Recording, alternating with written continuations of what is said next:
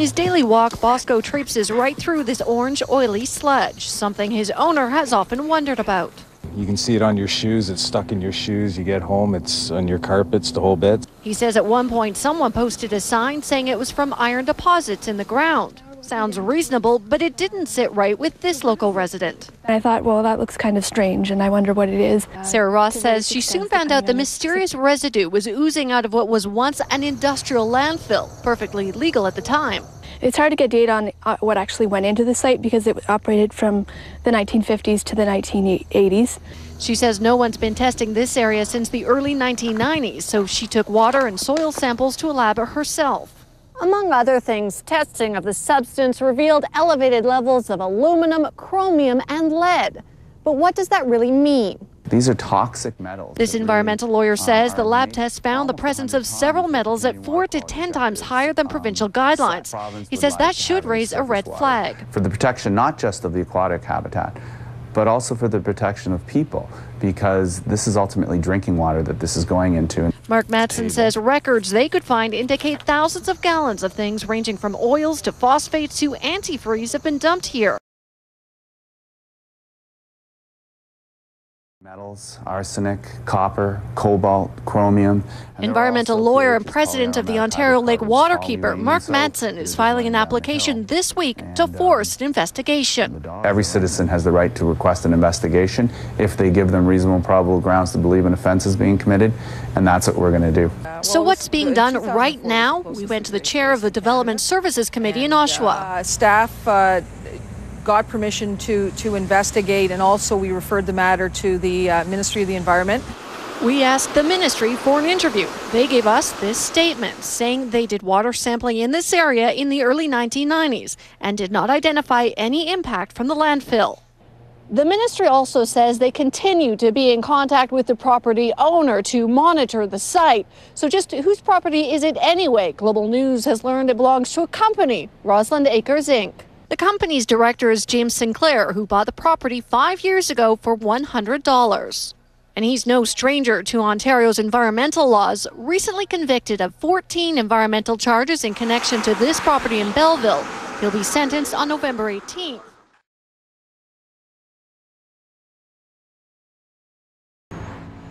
Many say car insurance is a necessary evil. Global News has uncovered a startling fact few of us know. There are thousands of bad drivers running around with no insurance, and it's very difficult for us to verify this.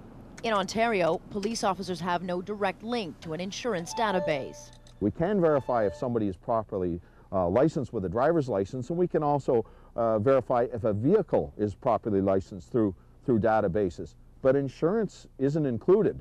So how can officers validate insurance coverage? We tagged along with Constable Clint Stebby from the Toronto Police Traffic Unit. Within minutes, Officer Stebby spots something unusual.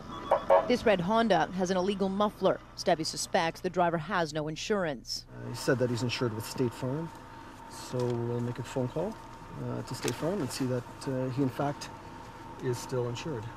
Using his own cell phone, Stebby calls the insurance company. It's the only way he can verify if the driver has valid insurance or not, a process which takes time. And the particular vehicle that this gentleman is driving has never been insured with this insurance company in any way, shape, or form.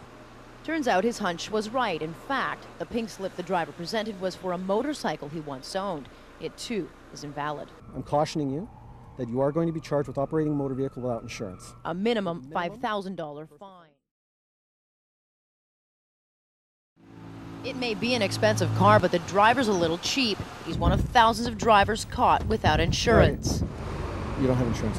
We discovered this uninsured driver during a ride-along with Constable Clint Stebby. The only way he was able to uncover the activity was by using his own phone to call the insurance company. Believe it or not, in Ontario, the police don't have a direct link to an insurance database.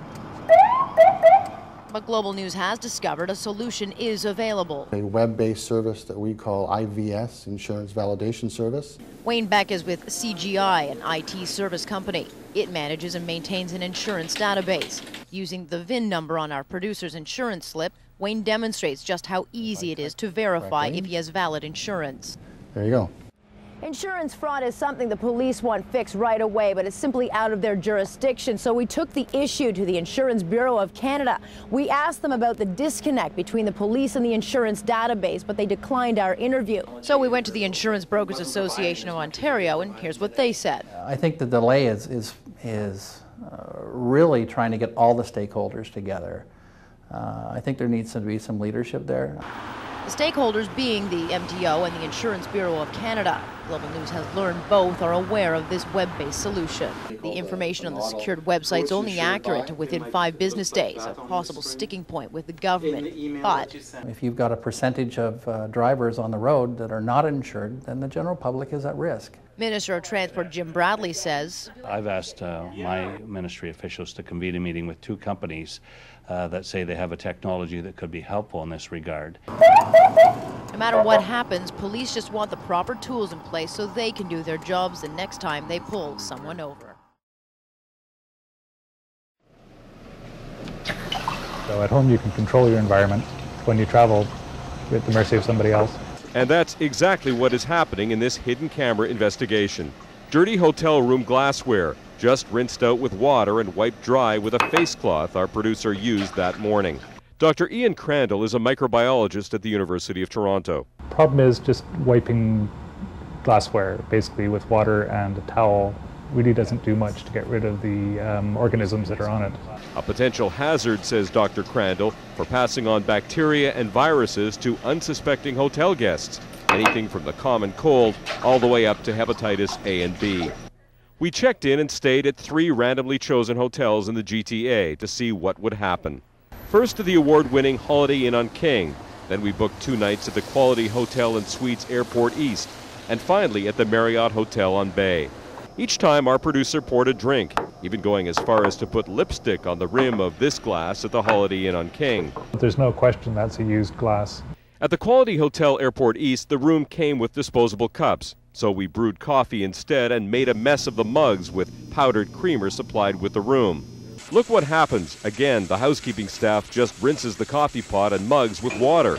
No detergents or cleaning products used. Bacteria or viruses survive on a surface by themselves.